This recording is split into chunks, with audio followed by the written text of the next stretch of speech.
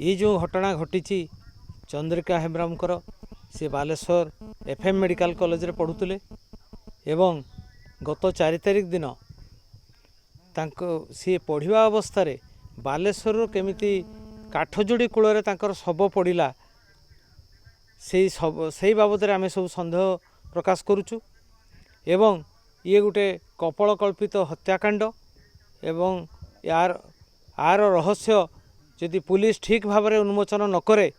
ताहले तार बापा माँ तार झीर आत्मा केबे शांति पाई परिबो नहीं। ये हूँ एक संवेदनशील घटना, दुखद घटना। ये घटना को पुंखानुपुंख भाव तदंत दाबी करुच्ची कांग्रेस दल। मु कांग्रेस दलर जिला सभापति हिसाब रे मु यार सत्यासत्य अनुसंधान पुलिस करू एवं उपरिस्थ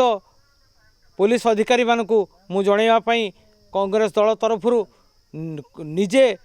जाई तांको देखा करिवि एवं डीजी आईजी एमानकु देखा करि सारिबा परे आर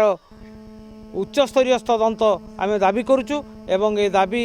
करबा संगे संगे यार सत्यासत्य निश्चय उन्मोचन होबो एथरे संदेह नाही।